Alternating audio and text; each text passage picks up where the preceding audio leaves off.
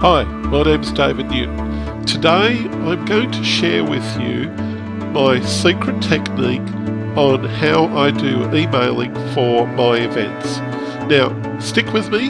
There's going to be 3 different points that I'm going to be covering in today's video, and each one of these different key points is vital, and I repeat vital, for you to succeed at running your events and to promote to your email list correctly without making many mistakes that the majority of people do. So let's get straight into it. Now, the biggest common question that I get from a lot of people running events is, how many emails is enough? And this is a question which usually sends people, on one hand, they want to know, am I emailing people too much? And on the other hand, they want to know that they're not spamming people. Now, these are fair questions, but it leaves people with a dilemma, and usually what happens is nothing happens. They don't email at all, and they don't promote because they're afraid that they're spamming people. I want to clear this up in one go. Firstly, emailing isn't spam. When you're emailing to an opt-in list, you're not spamming them. They want to know that your events are on. So make sure that you email them. And the sooner you get this into your head, the easier it is to move forward. Also, emailing is more emails than you think, and consider lead times that you've got for your events.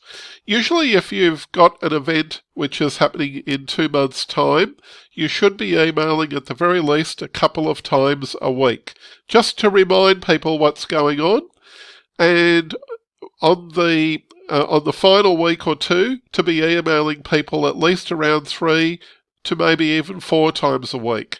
You might wonder why I'm saying this, but the reality is a lot of people forget. They absolutely forget what's going on. So you have to remind them and remind them and remind them.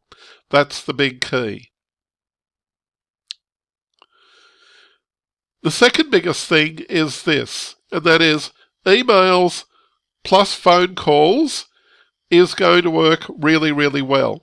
Now, this might strike you as being a little bit strange. Why would you want to phone people if you're emailing them? Once again, I repeat what I'm saying. A lot of people need a lot of reminders these days because their lives are very busy and the communication methods are very fragmented.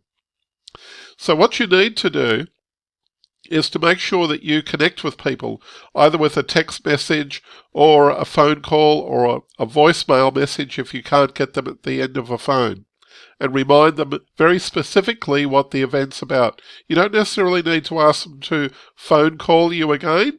Just simply send the email out again as an individual email to that person.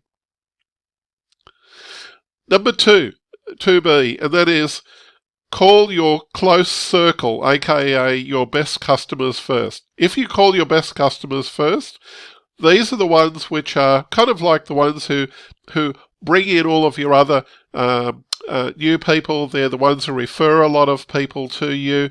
So make sure that you keep them on your side and keep calling and talking to them regularly and communicate with them often. So that way, when your next event comes up, they're the ones who actually are more than happy to support you. Now, the next thing you need to do is to make your email headlines interesting.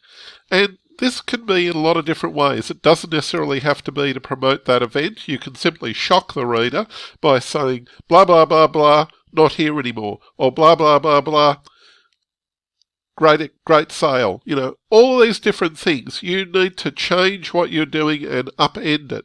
Look at some of the emails you're currently getting and wonder, yeah, maybe I could change my email headlines. 3B, the next thing you need to do is use pictures or video in your email content. This can greatly improve your readership and also has a way of connecting with the people that you have coming along to your events and making sure that they come again. So make sure that you use more engaging headlines and more engaging copy in your actual events emails. Now, drum roll, the next part is going to be very vital for you to understand how I secretly boost my events. Ta-da-da-da! Okay, co-promote, and that is, here's a three-part strategy that I actually use to promote. I may not use it in this format for every single event, granted, but if I've got a special event, I will use this on a rolling, continual basis right throughout the year. So that is, 1, you send out emails to that event, you do phone follow-up to your close or maybe your repeat customers that you've currently got.